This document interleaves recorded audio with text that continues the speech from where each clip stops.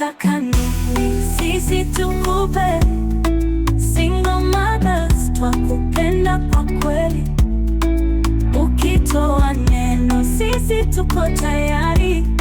Mr. Chairman, twakupa yote unayotaka. Haujambo na karibu katika BMTV ukiwa nami Mr. Chairman. Asante sana kwa kujiunga nasi popote pale ulipo, na leo hii kwenye meza yetu nipo na mgeni.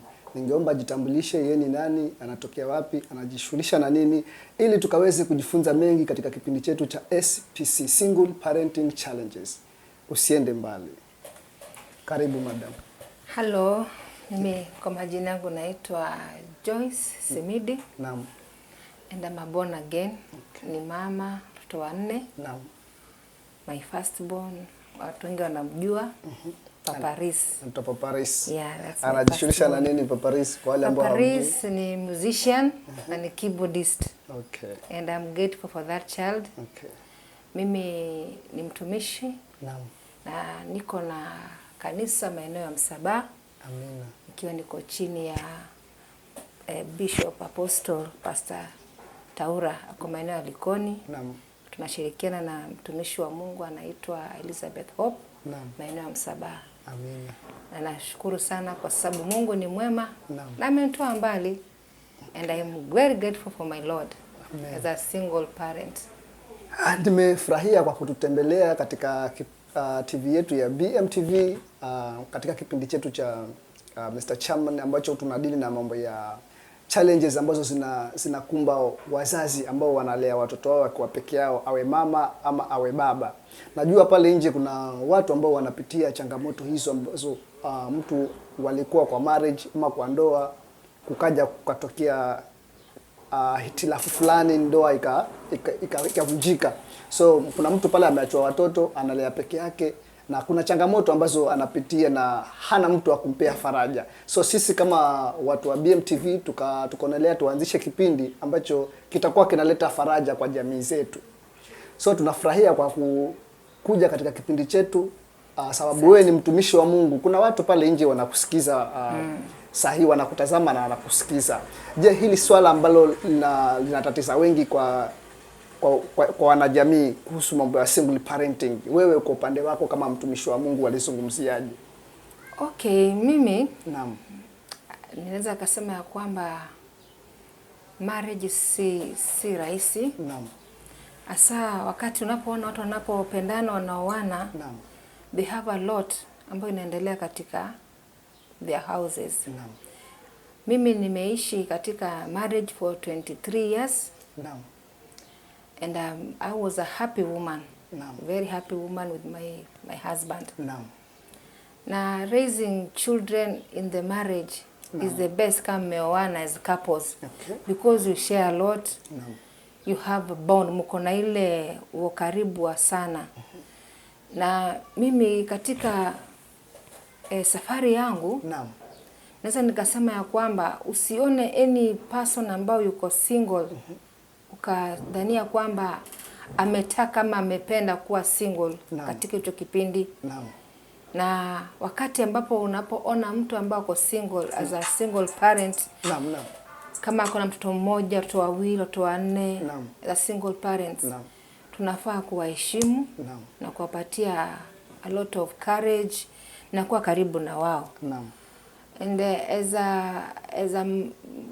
kama mtumishi katika hii huduma ambayo Mungu amenipatia, naam, na being single, it hasn't been easy. Imekuwa changamoto sana. Naam. Because I've been a single parent for the past 5 years. Okay. And I had to, because it was a decision that I made ambayo haikuwa rahisi kwangu, but I had to do it for the sake of watoto wangu, na kwa sababu ya moyo wangu, ili niweze kuendelea mbele na huduma. Haijakuwa rahisi, maana utaenda mahali, introduce yourself as a woman of God. Na watu wataka kuona this woman of God ako na misingi gani ambayo ameanzisha, ili tuige ile misingi yake. So most of the time unapata kwamba kuna challenges kubwa sana ambao tunapitia. Naam. As watu ambao wanatumika katika huduma ya Mungu. Naam. Yeah, it's a very big challenge. Ni katika Biblia Mungu anazungumziaje kuhusu swala la ndoa? Kwa ufahamu wako mtumishi. Kwa ufahamu wangu. Naam. Tukianza mwanzo hadi mwisho. Naam. Revelation, ufunuo wote. Pale kote Mungu anaheshimu sana ndoa.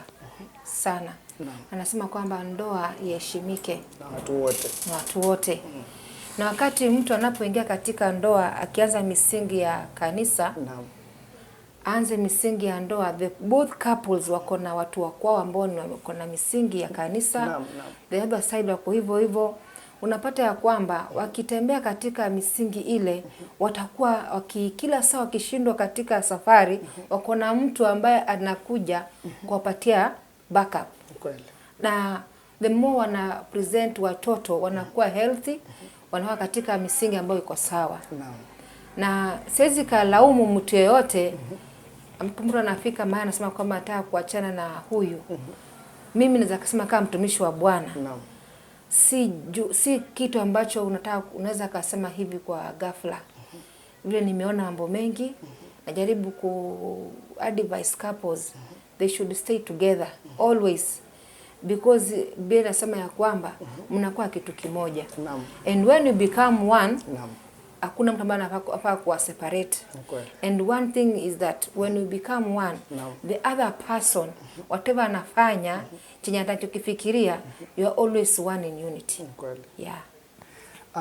Tukirudi hapo kwa masuala ya ndoa na kwenye masuala ya Biblia, ni kosa gani ambalo pengine wanandoa washaoana wanaishi pamoja? Ni kosa gani ambalo linaweza fanyika ambalo Biblia linaruhusu watu waachane? Biblia hairuhusu kuachana. Kuna kifungu kimoja tu ambacho inasema kwamba mnafaa kutengana, kama kutengana kuachana kama mmoja amefanya usharati ama ameenda nje ya ndoa. Na unaona kuachana kwa Biblia haijaruhusu kuachana kabisa. Kabisa. But ukienda kwa New Testament inasema kwamba wakati mmoja wenu amekosa kuwa mwaminifu, na mmoja wenu amekosa kuwa mtu ambaye anavumilia, unaweza ukaachana na yule mtu. Lakini Biblia hairuhusu kuachana kabisa. Okay. Ndio nakwambia kwamba it's a very big challenge. Okay. Mtazamaji ambaye unatufuatilia katika kipindi chetu cha Mr. Chairman pale BMTV Kenya, leo tumefanikiwa kuwa na mtumishi wa Mungu ambaye vile vile pia ni single mother, watoto ambayo anaishi nao baada ya divorce. So leo ningeomba tuwe na mtumishi tumuulize maswali ambayo tutajifunza mengi kwa wale ambao hawajui changamoto ambazo wanapitia single mother. Usiondoke. Mtumishi, ningeomba tufafanulie changamoto ambazo uliwahipitia wakati umeshaingia kwa marriage. Kwa hiyo miaka yote katika marriage, ni changamoto gani ambazo uliziona kwa ndoa ambazo ushapitia ambazo huwezi sahau, huwezi penda mtoto wako ama msichana pale nje apitie kitu kama wewe ambacho ulipitia? Okay, mimi nilipoolewa, niliolewa hii ya mnapatana, alafu mnakuja mnaoana, mnajipata kwa ndoa. Okay. By then I wasn't born again. Miaka ya 2000 huko. Sababu niliingia Malindi, then ndio nika meet my spouse, kajipata katika ndoa. Sasa wakati tumekaa katika ndoa miaka 10, everything ilikuwa sawa. Na hakuna kitu kwa kiko shida. Tumetembea na mume wangu. Tumekaa kwingi, tumekaa Uganda, we have stayed in Kapsabet, Nairobi. Then we came also tukakaa Lamu. 10 years tukapata mtoto wa kwanza, mtoto wa pili, mpaka wa 4. Now the thing ambayo zakasema ya kwamba kufika mahali, I don't know what's wrong na marriage, ni kama kuna ile kuzoeana za sana. Unamzoea mwenzako. Na unapokuwa, mimi nilipoingia katika huduma, nikaanza kumjua Mungu vizuri. Hasa yule mwenzangu hakufurahikia ile njia ambayo nilikuwa nimefuata. But later ikawa ni problem. But later akaja hakubali. Sasa tuko katika watu wawili, huyu ameokoka, huyu bado hajaokoka. Lakini bado mko kwa marriage. Kitu kwa marriage. Sasa kusumbuana ni kawaida kwa marriage. Kwanza hata niseme kwamba ukiona mwenzako amenyamaza wiki mzima haongei, ujue kuna problem. ile kusumbuana, mtasumbuana ni kitu ya kawaida. Na ningependa kusema kwamba changamoto ambayo niliyopata katika marriage ni kwamba mwenzako kama hakuelewi your vision, haelewi venye unavyosema, ama haelewi kile ambacho unachokitaka kukifanya, mtasumbuana. Alafu unajua watu wawili wanavyoenda, huyu yuko kanisani, huyu na hayuko kanisani. The end of the day unapata kwamba vitu vile vinaenda sivyo. Kweli. Na unapopata watoto, unaona kwamba ile majukumu inakuwa ni mengi. Kweli. Inazidi kuwa majukumu. So vile mvokuwa mnatembea pamoja, mnafanya vitu pamoja, inakuja inakuwa gap. Unaona mwenzako mtaonana after hours. Na kija mwenzako na unataka umetoka wapi? Akikuja yeye amechoka, wewe nao pia umechoka. Inakuwa kuna hiyo gap ambayo inaleta kwamba unakuwa kuna hiyo kuto communicate. In short tunaweza kusema kwamba katika marriage, I'm saying about marriage. Kitu cha muhimu ni about communication. Ni kitu cha muhimu sana. Because we communicate na mwenzako hata kama ni after 2 hours. Inamaanisha kwamba you are still bound to that person. Lakini the more unakosa communicate, mnaenda kuja nyumbani huongei. Siku imeenda huongei, siku ya pili tatu huongei. Inaleta a lot of question mark. Yeah. Tukiwa hapo bado kwa ndoa, umesema kwamba watoto mlipozaa watoto kuna ile gap. Kuna swali hapo huwa linaleta utata katika watu ambao wanaingia kwa marriage. Wanasema kwamba ukishaoa upendo huo unakuwa mwingi, lakini mkishazaa mama huwa ndo anakuwa chanzo kwamba anagawa upendo kutoka kwa baba anaopeleka kwa watoto zaidi. Kuna kuwa na ile baba ni kama ananyanyasika, ule upendo hauoni. Je, hilo swala huwa la kweli kwamba mama akishazaa upendo anauacha kwa baba anaopeleka sana kwa mtoto? Hapana. Naweza kusema kwamba upendo wa watoto ufai kugawa upendo wa nyinyi wawili. Kwa sababu mimi naweza kusema kwamba my husband alipenda sana watoto wangu, aliwapenda. Hata sasa anawapenda. Walikuwa anamaanisha yani si kwamba hapendi watoto. Yani kuna ile kwamba wakati mshaoana mko nyinyi wawili pale kwa nyumba. Kuna ile kwamba unampea mzee full time, yani ile attention yani kwa mzee unampea. Lakini wakati ukishazaa kuna ile kwamba unakuwa muda mwingi na watoto, bali yani mzee ni kama ile huduma anapata kwa yani kama kwa kuibia. Unaona upendo unaenda sana kwa mtoto, unakuwa unajali sana mtoto. It happens especially when uko na watoto wawili and then umepata mtoto a newborn baby. Watoto wawili ambao wako mbele, alafu kuna newborn baby. Majukumu ya mama inakuwa ni mengi. Sasa unaona kwamba mzee hata akiingia time yake inakuwa ni kidogo. Na hapa wazee wengi wao wanaona kwamba hapa nanyimwa nafasi yangu. Mtoto mdogo usiku anataka attention. Mpaka afike almost kitu kama 8 months hapo. Anataka attention. Naye mzee pia anataka hivyo. So hiyo ina create a lot of problem. Kama wewe mama hutaweza ku create time for your husband, italeta shida. Pale nje kuna yani useme sahi kuna ongezeko lingi sana la single mother kushinda kitambo. Yani kila kukicha wale single mother wanaongezeka. Je, wewe kama mtumishi unaona ni jambo gani ambalo linasababisha kuwepo kwa single mother ama single fathers wengi? Kwani kuna kuachika sana kushinda mwanzo sahi katika hii generation ya sahi? Mimi naweza nikasema because I'm a part of it. Naweza nikasema kwamba kile kinasababishia kunakuwa na lot of single mothers. Mara nyingi ni kwamba mtu unaona kwamba majukumu yanakuwa ni mengi. Na majukumu yakiwa mengi, mara nyingi mama ndo anachukua majukumu mengi. Baba atachukua majukumu yale ambayo anajua kuchukua, lakini anazidi kuongezeka majukumu sika pale mwanzo. Majukumu yanakuwa ni mengi. Kama mwanzo nilikuwa naleta 500, sasa hivi pande hizi katosha kwa nyumba. Kama nilikuwa naleta 1000 for now haitoshi saa hizi. Majukumu yanazidi kukua mengi. So baba akienda huko nje anapata kwamba vilivyokuwa niko pale mwanzo kama saa hizi. Nyumba imekuwa ni chaos. Nikiingia pale naambiwa pesa ulioleta haikutosha. Majukumu yanakuwa mengi kila siku saa hizi. Na ndio wanandoa wanafanya, unaona kwamba mama anapoanza kujua kwamba majukumu ni mengi, tufanye nini sasa katika hili. Huyu mama ataanza kutafuta, pia anaanza kutafuta jinsi gani ya kuleta chakula nyumbani. Na hapo unaona mama akianza kuleta chakula nyumbani, there is why the things goes wrong. Kwa sababu katika Biblia, a man should always be the provider. But kama mama akileta chakula nyumbani, mama anaanza kufeel, mimi naleta chakula, nafanya hivi, nafanya hivi. Anaanza kukua sasa, ile kiburi kinaanza kuingia. Ataona ule mwanaume anamuona anasema, huyu si ndio anafaa kufanya hivi. Mimi ndo nafanya hivi. Inaletea a lot of divorce because of that. Yeah. So unamaanisha kwamba divorce nyingi zinasababishwa na kuwa mwanaume hata simama kama mwanaume ndani ya nyumba kuangalia ni kitu gani kinakosekana, majukumu gani, kwa mfano ni kitu gani ambacho kinahitajika, kama mmezaa ajue kama mahitaji yameongezeka au anaweza provide kila kitu.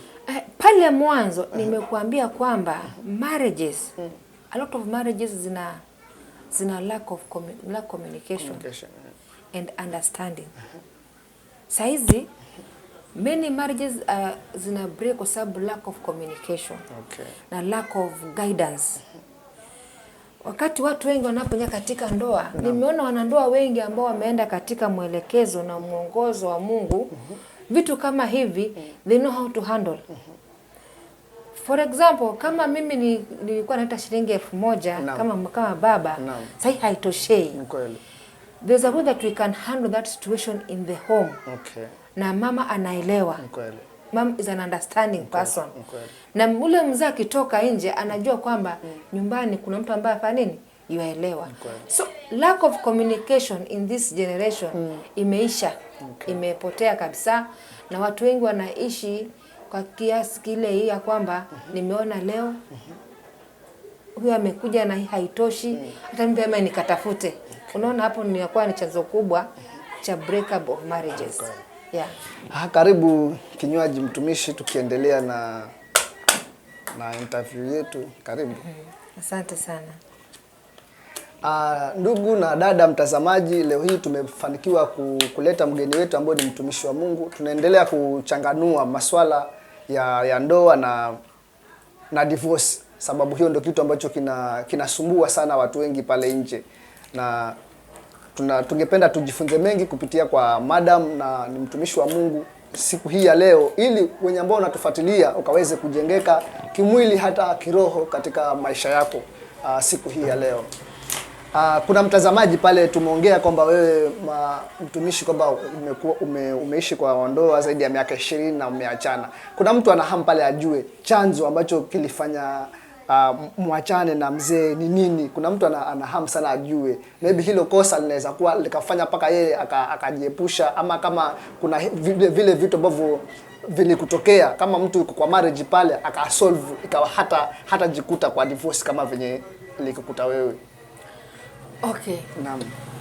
Naweza akasema hivi, mwanzo pale mwanzo Biblia inasema kwamba watu wanafaa kuishi pamoja na Mungu haruhusu kutengana. Kutengana ni kweli. Hii swala lilinisumbua sana kama mtumishi wa Mungu. Naam. Nilikuwa niko na shida kubwa sana kwa miaka 3. Naam. Na naweza nikasema hivi, uamuzi niliochukua haukuwa uamuzi rahisi, kwa sababu watoto walikuwa wanapenda baba yao sana. Kweli. Wanapenda baba yao, wanapenda mama yao. Kweli.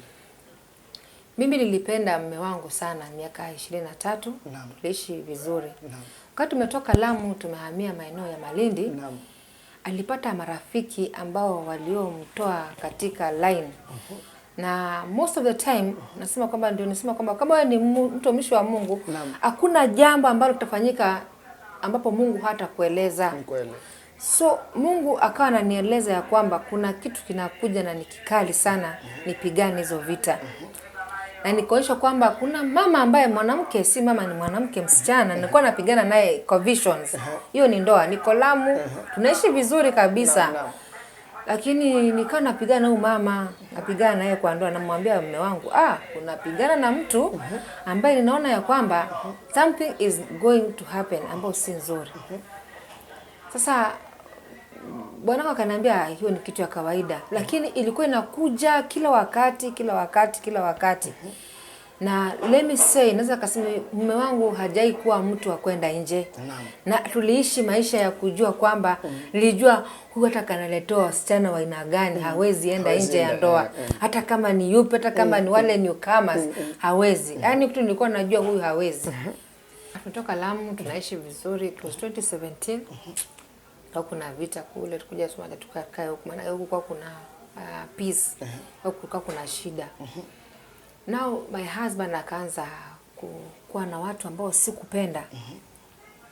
Nikamwambia hawa watu sipendi tabia zao, kwa sababu tabia zao sikuzipenda kabisa. Na huyu mtu kimwangalia tabia zake ni mbaya. Na wakati nilikuwa niko spiritually woman, niko sawa kabisa, hata ndio nimeingia kwa huduma. Naitwa mtumishi maeneo ya Kijiwe Tanga, nilikuwa huko na hudumu huko, and I was a servant under Pastor Nyule. Sasa nikawa namwambia hii hali ambayo unayoona si nzuri. Na ika happen siku moja nikakuwa na sense ile attention ya nyumbani imekuwa ni kidogo sana. Imepungua kiasi ya kwamba ndani ya roho yangu nalalamika. Nalalamika, unajua upendo ni kitu muhimu sana kwa ndoa. Mtu anapokuambia anakupenda, ile upendo huwa hauishi. Utausikia na utaufeel as time inavyoenda, unaufeel kabisa upendo bado upo. Hasa mtu ile upendo kaanza kupungua. Yule mume anapokuja nyumbani anakuja kuchelewa.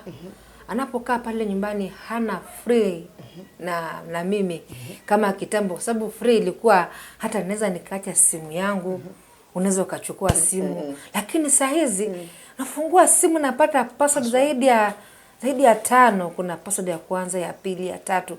Kisha wajua utasense kitu kinaenda si sawa, manake anataka kureceive simu, hareceive kama mkonyote, anaenda kureceive simu kando. Nikasema hapana, hapa wacha tu niache. But as time went by, nikawa ninaregeshwa pale katika vision, naambiwa kwamba there's something bad happening. Na nataka kusema kwamba sikuwa na watu wa kuomba na mimi, because I was alone. The battle was too much. Kuja kugundua nikapata kwa mume wangu yuko na msichana ambaye ameshikana naye. Na iliniuma, it killed me, iliniuma kabisa, iliniuma. Hasa nikamwambia yule mume ni kitu gani ambacho kimesababishia yale. Lakini he never had an answer. Kwa sababu as a mother, hata mwenyewe anaweza akakiri akasema kwamba I used to do my level best being a woman, ile kuhudumia kila kitu, all corners. Lakini kitu ya kucheat ilinisumbua vibaya sana. Nikaenda kwa watumishi wa Bwana, wakaniambia itaisha. Nikaanza maombi. Maombi kila saa, maombi. I went to people trying debu kutafuta huyu, njoo tuombe sote, tunaomba sote. But ile bond yangu ikaanza kuachana kidogo na yeye. Na every time he will come in, I would feel this person is not genuine. Naanza kuona mtofauti mbele yangu. Si ule ambaye nilikuwa naona, ni utofauti. Mwaka ukaenda, mwaka wa pili. And then the lady ambayo alikuwa outside the marriage akapata mimba. Mimi nikaambia Mungu, wewe ndo unajua, manake nimeumia. I used to that time, naweza kusema it wasn't easy for me. Imagine unachukulia tu maji peke yake unalala.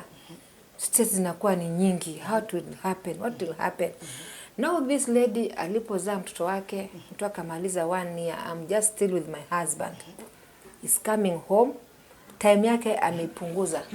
Nakuja nyumbani saa 4 za usiku, atakaa 2 hours aende. Utamuona kesho yake saa 6, akae 1 hour aende.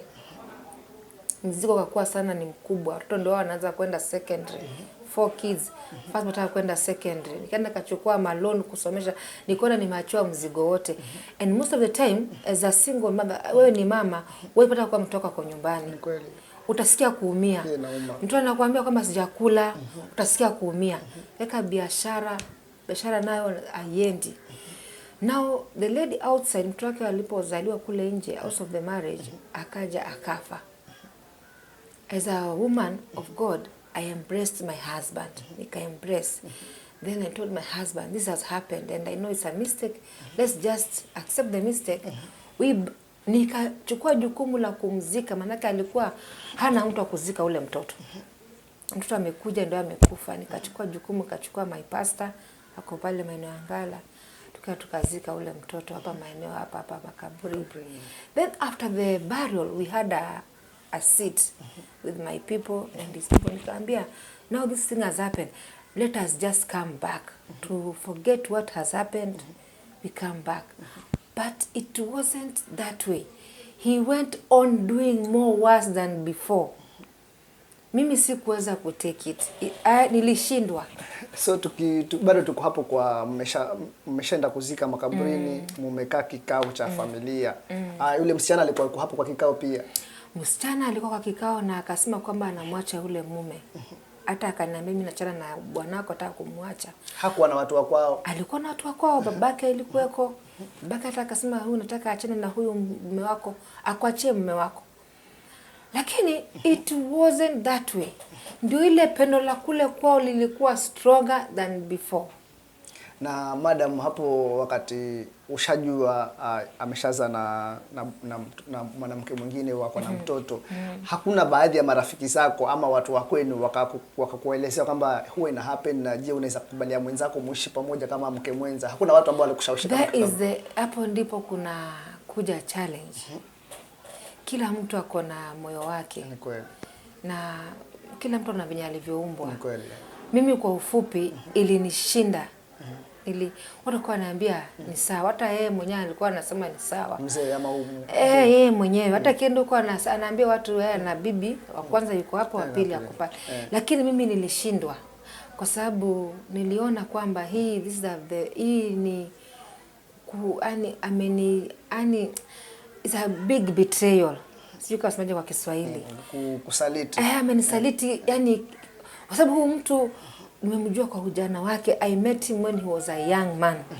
And he met me when I was a stupid girl. Nothing I used to know. Tumetembea naye mbali, we have a lot of covenant we have made. Tuna mambo mengi, hadi nyingi tumefanya. Now this person, I may throw all the 23 years on the dustbin. He's not even thinking about our past. It's not easy. It wasn't easy for me. Najua haikuwa rahisi, lakini madam, kuna ile kwamba tukiachana na kuwa ulikuwa mtumishi wakati huo, so before pengine ingekutokea wakati haujaokoka, je ungekuwa na uwezo wa kumkubalia? Sababu wale watu ambao hawajaokoka huwa wanaruhusiwa kuoa bibi wa kwanza, wa pili, ili mradi tu Bwana ana provide. Acha niseme, hata Bwana ana provide. Let me tell you the truth. Hata wale ambao wanaishi bibi wa kwanza, wa pili, tuseme wawili, tusende watatu. Wawili. Kuna mmoja atapendwa, kuna mwingine ataona anaonewa. The Bible says you can't serve two masters. Lazima uache huyu ufuate huyu. So on my side, mimi singeweza, ilinishinda kabisa. Hata nilikuwa nasema kwamba wale ambao wako vile, how do they do it? Lakini tukiangalia kiundani katika Biblia, kuna ile Old Testament ile, kuna watumishi wa Mungu ambao walioa zaidi ya wake wawili na pia walikuwa karibu na Mungu. Lakini tukisema kisasa hivi tunafuata sana New Testament, ambayo tunaambiwa tuoe mwanamke mmoja. Lakini mbona ile Old Testament watu walikuwa wana wabibi wawili, kuna King Solomon alikuwa na wake wengi, lakini alikuwa anawaprovidea na alikuwa bado Mungu hakumwacha, alikuwa bado alikuwa mtumishi wa Mungu mpaka wakati wake wa mwisho kuondoka dunia. Acha niseme hivi, mtu anapokuwa ni mtu ambaye anafuata Mungu na uko na Mungu ndani yako, utafuata moyo wako unasemaje. Kwa sababu in Old Testament walikuwa wanafanya hivyo. Hiyo ilikuwa ni old. Lakini ukienda kwa New Testament, anaambia a husband of one wife and one husband. Hivyo ndivyo ninavyosema. Sasa ikienda upande wangu kwa huduma, nikapata challenge kubwa. A lot of challenge. This man is not born again. Mimi ndio nimeingia kwa huduma na napenda huduma. I love serving God.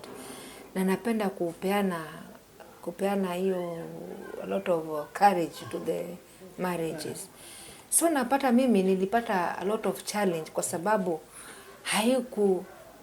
yani ndani yangu siku accept, sikukubali. Tukiendelea baada ya pale mazishi tumemaliza kuzika, watu wako wamemwambia achana na bwanako, wakasema ataacha, then what happened? What happened, it became worse. The man, unajua unaambiwa kwamba mtoto umezaa mtoto wa kwanza, alafu mtoto aje afariki. Ile penzi linakuanga so much to you, mwataka kuleta replace. Kureplace. Ama ule mwenzako utamwona anasononeka, unataka kukaa naye karibu. Anasononeka na kaa naye karibu. But let me tell you, my husband nilimcomfort sana. Because he used to come home, analia, alikuwa anapenda sana ule mtoto wake. Na mimi nilikuwa namcomfort. And I was there. Na nilikuwa niko hapo kwa sababu ya comfort. Amekuja sononeka, mtoto wake ameondoka. Nilikuwa namcomfort. I never left my husband. No.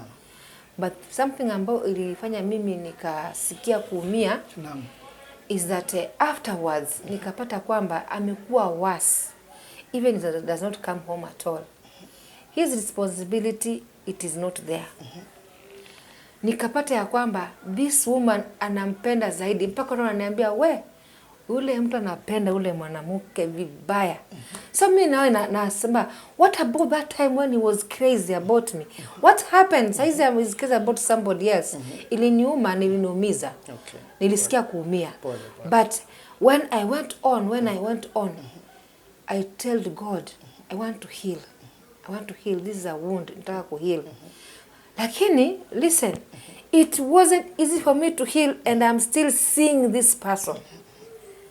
I'm trying to najaribu kupona, lakini huu mtu kila siku nifanya nini? Because the worst thing is that he has to come home and I change. And I'm the one who's washing the clothes. Avae zile clothes, apige perfume yake aende. Now he's coming and I'm seeing him. How am I going to heal? 1 year imeenda. The worst thing happened. Ule mwanamke kapata mimba ya pili. That's when everything was broken in me. Everything ikakuwa broken. Na nikamuita, nikamwambia, now we have lived for very many years. You know me. I know you very well. Please, and I see that it is impossible for you to live there, but I will not be able to continue. I will have to go. Akaniambia ataacha. Nikamwambia no, I know you won't. Mimi niko najua ataacha because my heart ikushaniambia. Nikamwambia I'm giving you 1 year for you to see and see if you are going to come. So if you want to come, I won't blame you. I'll see it's just that nimeona siwezi kulazimisha. Yeah.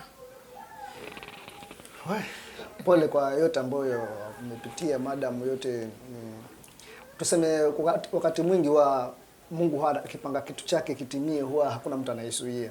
So tuseme hiyo ilikuwa ni katika maisha yako, ni kitu ambacho Mungu alikuwa anakufunza jambo fulani ambalo utakuja kuhadithia watu na wao wajifunze kupitia kwako. Si tumeshukuru kwa kuja katika kipindi chetu.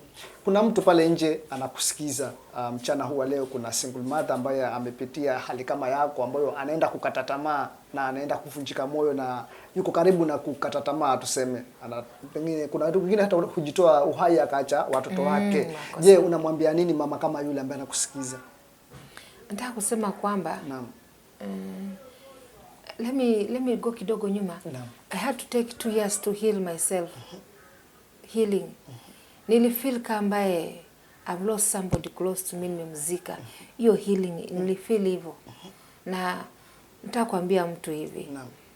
Lazima kuna vitu vitatu vilinisaidia so that I am where I am. There's 3 major things, and that's what I tell people who have lost the hope. Kuna mwingine akataka kujinyonga last year. By good luck nikampata. And I told that woman, she's a single lady with 6 kids. Nikaambia amepata mtu ataka kumoyo, mtu amemsaliti tena. No, she wanted to take her life. Nikaambia there's only you yourself. There's nobody else. Wewe mwenyewe. Na maisha lazima yaendelee. Nikamwambia kitu cha kwanza ni ujipende. You have to love yourself. Love yourself no matter what happens. Just love yourself. To an extent of you taking any step, don't think about wale ambao wanakutegemea. Wale ambao wako nyuma yako, hebu fikiria ni wangapi wanakutegemea wewe.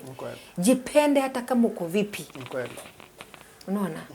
Jambo la pili, jikubali. Just accept ime happen. This is it. Hivi ndivyo iko and have to move on. Umeelewa? Ukishajikubali utaona kwamba kile kinachokusikia ndani yako una give up, uta have another chance to go on, to move on. Umenielewa? Alafu nikamwambia jambo lingine ni kwamba usikana waijikana. Wajikana sijui mimi niko hivi, mimi ni kiwete, mimi siwezi, nimekataliwa. Biblia inasema God made everybody with an image of God. We are all made with the image of God. Na everybody is special to God. Hata awe ni kiwete, awe ni yatima, awe ni mjane, awe ni single mother, everybody is special. Na kuna something special in every person. Kuna kitu ambacho Mungu ameweka katika maisha ya mtu ambacho ni special thing. Na lazima watu wakione. Umenielewa? Mimi nimepigana vita vingi na nasema kwamba I thank God. You see, if I had given up, atungekuwa tuko na watoto wale ambao tunaona. If I had given up, the church wouldn't want me. Lakini siku give up because kuna vitu ambavyo mbele yangu vinanihitaji. I need to feed these children. I need to be there for my people. Nataka niwe kwa sababu ya kanisa. I need to be there hata kwa sababu ule mtu ambaye amekufa moyo. Asante mtazamaji ambao unatufuatilia kutoka mwanzo mpaka tunaelekea katika tamati katika kipindi chetu cha SPC, Single Parenting Challenges. Mtumishi wa Mungu hapa leo anakuambia kama wewe ni single parent pale nje, iwe single father ama single mother, hakuna kukata tamaa. Hata kama umekataliwa, binadamu anaweza kukataa lakini Mungu hawezi kukataa. Usijidharau. Wewe ni muhimu katika hii dunia, ama Mungu alikuleta duniani na una sababu na una kila kitu cha kujivunia wewe kama wewe. Kila kitu kinatokea kwa maisha yako huwa kina sababu na Mungu huwa amekipanga. Usiende mali wakati bado tuko na mtumishi hapa tukijifunza mawili matatu ili kuelimisha jamii pale nje. Mtumishi, kuna hili swala ambao kuna mtu anaweza kuwa amezalishwa, yuko na watoto, amepata bwana mwingine. Ule bwana anamwambia mimi siwezi kukuoa ama kuwa na wewe mpaka hawa watoto waache wapeleke kwa nyanya yao ama wapeleke kwa mama yao, kwenu ndo tuje tuishi na wewe. Tunashuhudia visa vingi kama kuna mtu anaweza oa hata mtoto sababu amepata bwana mwingine ambaye anampenda. Jana pale katika mitandao ya kijamii nilikuwa napitia kuna mtu mmoja pale kwa Facebook anajiita Malindi ambao ni Kibadi Kipanga. Aliposti kwamba kuna watoto fulani huku eneo la Goshi. Baba yao alifungwa akaenda jela, lakini watoto wameachwa, watoto 4 wote ni wasichana. Mama yao amewaacha wale watoto, ameenda ameolewa kwa bwana mwingine. Watoto wako peke yao. Mtoto wa kwanza yuko na 12 years. Mtoto wa mwisho yuko na 5 years. Yule mama amewaacha pale kwa ile nyumba, ameondoka ameenda ameolewa kwingine. Na ameacha watoto wake wako pale peke yao. Je, wewe kama mtumishi wa Mungu weza lizungumziaje? Kuna mama hapa unajua mapenzi nao hayatabiriwi, zapata mtu akawa ameliwazwa mpaka anasahau kizazi chake, anasahau watoto wake. Je, wewe lizungumziaje swala kama hilo? Sasa nikazungumza mengi kwa sababu hiyo ni challenge. Niko rafiki yangu my fellow pastor. Hako na mtoto msichana mkubwa. Na bwana alifariki, she's a single woman. Na yeye amejaribu kupata mtu ambaye atampenda, apende na mtoto wake. As a single mother ambaye uko pale. Let me tell you. Kama mtu anakupenda, anafaa kupenda mtoto wako. Jambo la kwanza, inategemea huu mtu ulivyomuapproach, ulimuelezea nini. Kwa sababu mwingine atasema kwamba mimi ni kwa mtu mmoja, kwa mtu wangapi? 3 ama 4. Huu mtu utamwangalia malengo yake yako gani. Kama mimi mtu ananiambia Joyce nimekupenda, namwambia mtu sikiza, me I am a mother of 4. Naambia my kids wako this age and this age and this age. Sasa huyo mtu atafikiria nitapenda huyu kwa sababu kuna hawa watoto. Na wewe mwenyewe kama mama unafaa kujua kwamba children come first. Hata uwe wapi, watoto ndio kitu cha kwanza. Kwa sababu hawa watoto ni nini? They are your treasure. Treasure ni nini kwa Kiswahili? Ni hazina. Mtoto ni hazina yako. Unafaa kulinda mtoto wako. mimi niko na msichana wangu mdogo ako 13 years. She's my treasure. Siwezi muacha. And every place nitaenda na yeye. Na mtu akitaka kunipenda, hao watu ndio unafaa kupenda mwanzo. Because they are me. Hao watu ni mimi na wao ni mimi. So huwezi nisema kama unanipenda na iko watoto kando. No, hiyo si upendo. Hapo si upendo. Hapo utakuwa unafanya ule mama anakuwa na maswali. Hawa watoto niwapeleke wapi? Hapo sasa. Lakini mimi naambia single mothers. Usikani ipenda mtu ambaye anachukua mtoto wako. Ni kweli. Usikana wai. Huwa ni hatari sana. Ni hatari kwa sababu unaweza kuwa niko na msichana pale mtoto wako na huyu mtu umempenda. At the long run unapata kwamba ule msichana wako atakuja kufanya hata bibi.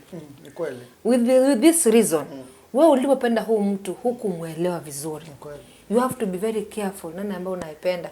Kama saa hizi mimi nilisema mimi mwenye hiyo ni yangu. I would just get married anyhowly. Let me just wait. Okay. Now huu ni mwaka wa 4 and I'm still waiting for my God. Yeah, I'm still waiting. And I will wait until when God says. Amen. Tukiendelea katika kipindi chetu tuko karibu na kumaliza. Kuna swali la mwisho. Unajua maswali ni mengi lakini naona nitakuchokesha sana lakini haina shida. Naomba kukuuliza swali la mwisho. Katika kanisani, katika hizi kanisa huwa kuna hawa youth. Je, ni ruhusa ni youth wale mayouth ambao pengine ni praise and worship pale kanisani kwamba anaweza toka akaenda kwa kijana kumtembelea sababu yeye ni kijana mwenzake kanisani? Haimaanishi kama ni saa ngapi anaenda pengine akamsaidie kazi ama aende amtembelee. Kwa mfano ni msichana anaenda kwa fulana kwa nyumbani ama ni mvulana anaenda kwa msichana kwa nyumbani akimtembelea. Je, ni ruhusa? Tulikuwa na the same youth seminar last Sunday. Tulitoka hapo kitu mwendo wa saa 4 kwa sababu watoto walikuwa wanauza maswali mengi sana. Nimesema kwamba naweza kusema hivi, mimi nina watoto na they are youth. Lakini hakuna kipindi kizuri na kipindi kigumu kama youth. Kama youth hatapata guidance mzuri atapotea hivi. I've had a lot of youth na nimekuwa nikiwa guide. There's many things ambazo naweza nikasema wanapitia changes ambazo wanashangaa wafanyeje ama wazifanyie nini. Like naweza kusema kwamba msichana anapokuwa msichana na anakuwa na rafiki wa kiume, msichana anafaa kuwa makini sana. Naam. Na mimi siwezi ruhusu jambo kama hilo. Naam. Kwa sababu once I had a girl ambaye alikuwa anataka kuoana. Na nikaambia huyu ni mjaribu kumcancel. Na kijana pia ndio huyo. Na ika happen kwamba huyu kijana ame request msichana kuja amtembelee. Na msichana hakuwa amesema. Msichana alipoenda wakaenda beach wakaogelea. Waliporudi nyumbani na alikuwa anamchasa. Nikaenda na mchanga hivi sinajulikana nimetoka beach. Mara nyumbani ukafanya nini?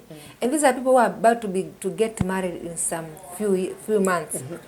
Hasa ika happen kwamba ule msichana alipoingia pale akaenda akachukua taweli au mvulana akaenda akaoga. Bahati mbaya taweli kaanguka chini. Wewe sema kama unaenda kutembelea kijana, tunaenda kumtembelea mvulana. What is the aim? Mimi akasema wasichana na vijana hiyo mambo ya kutembeleana si nzuri.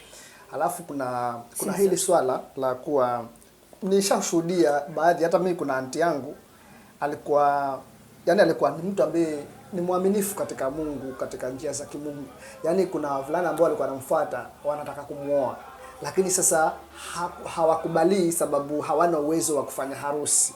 Yaani unajua wasichana nasema mimi nataka harusi, kuje magari, watu wafanye hivi na hivi. Sasa unakuta msichana anatafuta mvulana mwenye ana uwezo wa kufanya harusi, bali kutafuta mtu ambaye ana upendo wa kweli. Hizo ni kesi ambazo tumeshashuhudia katika kanisa nyingi, na mayuthi wengi wanajikuta ameenda kuolewa na mtu sababu ana uwezo wa kufanya harusi, lakini yule mtu akaacha yule mtu ambaye alikuwa anampenda kwa dhati. Swala kama hili mtumishi unalizungumzia? Naweza nikasema hivi. Wajua wasichana wanapenda kila msichana anapenda akitaka kuolewa aolewe na watu wa hiyo mashangwe nini. Lakini nategemea pia na kanisa. venye ule mchungaji ama wale viongozi wanavyo guide wale youth. Yaweza kuwa youth amekuja amekuambia shida yake, unafaa kupima uangalie huyu ataweza ama kanisa inaweza. Kama haiwezi, you need to be deep to guide these people. Unafaa uwaite wa guide, waambie mko tayari kuja kuishi kama bibi na bwana. Wakwambia uko tayari, waje kanisa ishuhudie, wacha waombewe mbele ya watu, wakabidhiwe mbele ya watu, then they can go and have their marriage. Because ukijaribu kusema kwamba huu msichana anataka hivi, mwisho wa siku utapata kwamba badala kuolewa hivyo ataenda kuolewa. Lakini sana Muslim kwa wazazi wao pia wanachangia, wazazi wa wasichana kwamba mimi nataka mtoto wangu pia nifungishe kama jirani venye alifungisha msichana wake, usiniletee aibu hapa nyumbani. Yani alafu jambo lingine ambalo nataka kusema kwa wazazi, vitu vingine ukisema kwamba visikuletea aibu, utakuwa unazuilia ule msichana na amefika, utakuwa unafanya mwenyewe kwa sababu aibu ataleta. Wacha huyu msichana kama ni kuolewa, enda aombewe, aolewe. Wajua maharusi wengi tumeona wanaoana na mwisho wa siku vinaenda haviwi, kwa sababu hawajapata guidance. Mtu akupatia mawaidha kuambia kwamba hii ndoa unaoingia, harusi ni kitu ambacho tunasherehekea. Ndoa ndio yenyewe. Kitu ya kudumu. Nishaiona watu wameenda pale kwa DC, wameenda wameoana pale, wakitoka pale wananunua queen cake. Wana share and then the day is off. Lakini inategemea na pia kanisa. Unajua kanisa tuko na kazi ngumu sana na kazi kubwa ku guide the youth, kuambia kwamba unafaa kufollow. Ukiambia youth nani ambaye ataka kuoa hapa hawatokezei, nani ambaye ataka kuolewa hapa hawatokezei, but in the long run after 1 week 2 weeks unasikia huyu ameenda ashaolewa. So mimi naweza kusema kwamba kanisa iko na kazi kubwa ya kufanya ku guide the youth. Kama mtu ataka kuolewa, mwiteni, muombe. Msichana kama anasema hivi, ita wale wazazi, waelezee vizuri, waambie hili jambo limekuwa hivi, haiwezekani. Tuombea watu ili tujenge hii jamii. Kitu cha mwisho, mtumishi wa Mungu, ningependa ufafanue huku katika Coast kwa jumla kumekuwa na cases nyingi za ndoa za mapema na cases nyingi za watoto wadogo kupata mimba za mapema. Je, wewe kama mtumishi unaona ni kitu gani, sababu unajua na youths wengi, ni kitu gani ambacho kinasababisha wasichana wengi kupata mimba za mapema ama kuharakisha kuolewa? Wacha niseme, mimi kuna wakati nilikuwa niko maeneo ya Gongoni, nilikuwa niko na kanisa maeneo ya Gongoni town, kaingia huko ndani huko, na nilipata changamoto sana sababu nilikuwa na youth almost first time nilikuwa youth wanafika 70, wakaenda kaanza kupungua. Nikaanza kuuliza nini ambayo inaendelea, pata kwamba youth amefika mahali ndio ameshaolewa, ndio ameolewa. Lakini kitu ambacho kilikuwa ni changamoto cha hawa vijana wa kule ni kukosa mahitaji. Mtu anakosa mahitaji.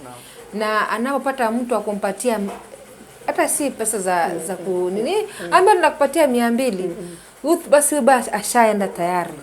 Na jambo ambalo lilikuwa linachangia sana hawa vijana kupotea ni wakati kwa kumewekwa zile mambo za madisco, hizo disco matanga hizo, wengi walikuwa wanapotelea hapo na ndio wameenda. Lakini saa hizi somehow si mbaya, lakini kidogo naweza kusema kidogo, maana saa hizi kuna wenyewe wanaeleweka, wameelimishwa, hizo disco matanga zimepunguzwa, watu wanaona wanaelimishwa na wanajaribu kuelezewa, wanaambiwa hata kama kweli kuko hivi, kubali sisi ni Mungu atafungua njia baadaye. Mtazamaji, si tunashukuru kwa kutufuatilia katika kipindi chetu cha SPC Single Parenting Challenges. Endelea kutufuatilia pale katika mitandao ya kijamii @BMTV Kenya, pale Facebook Mr. Chairman, ili tukaweze kujifunza mengi. Mtumishi, maybe kuna kitu kabla sijakufungia nje, kama kuna kitu cha mwisho ungependa kuongea na watazamaji ili tukaweze kufunga kipindi chetu. Nashukuru sana kwa siku ya leo. Ningetamani sana kuelezea watu mambo yale ambao yanafanyika na ambao yanaendelea. Nashukuru pia kwa kunialika mahali hapa. Na Mungu awazidishie sana hii studio ili mzidi kuelimisha watu. Ningesema tu kuambia ni all single mothers Naam. wasife moyo. Amina. Na kama wewe ni single mother, just feel proud. Yaani jisikie tu uko proud. Amina. Yeah. Na usikanawahi ambiwa kitu na mtu ukasikia moyo wako umekufa ama nini. Ama nikwambie kwamba being single si mbaya. Amen. Yeah, God will always be there. Mungu atafungua njia. Amina. Yeah, na Mungu atakuwa na wewe. Amina. Na Mungu atubariki sana. Pale nje kuna mtu pale amesikia mawaidha yako na jinsi ulivyoongea, kuna mtu ameguswa sana na huduma yako. Maybe akitaka kukupata kanisa inapatikana wapi? Maybe kuna mtu ataka ushauri, ushauri hapa maybe umekuwa kidogo sababu time ndo ni kidogo za kufanya mahojiano. Lakini kuna mtu pale angependa kukutafuta, aje akae na wewe, umpe ushauri, anaweza kukupata vipi, direction ya kanisa ndo watu waweze kutafuta. Asante sana. Mimi naweza kusema kwamba utaweza kunipata maeneo ya Msabaha.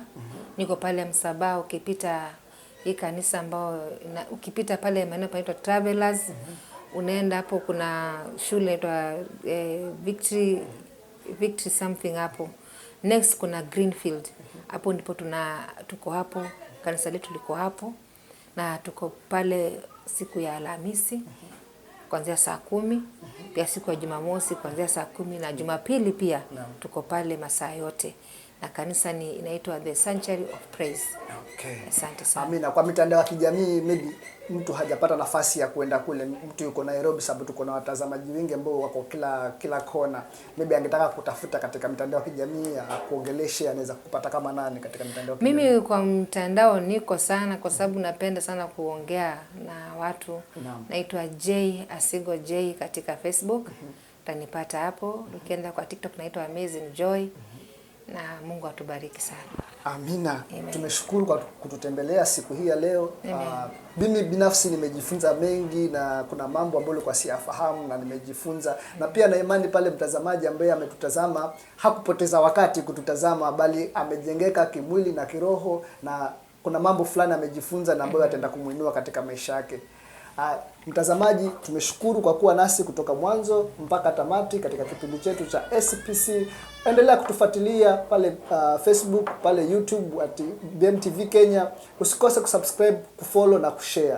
Kwa wakati mwingine na muwe mbarikiwe katika jina la Yesu. Amen. Kitoa neno, sisi tuko tayari. Mr. Chairman, twakupa yote unayotaka. Wanaume wengi wanatocha gizani, lakini wewe umetangaza nuru ya furaha.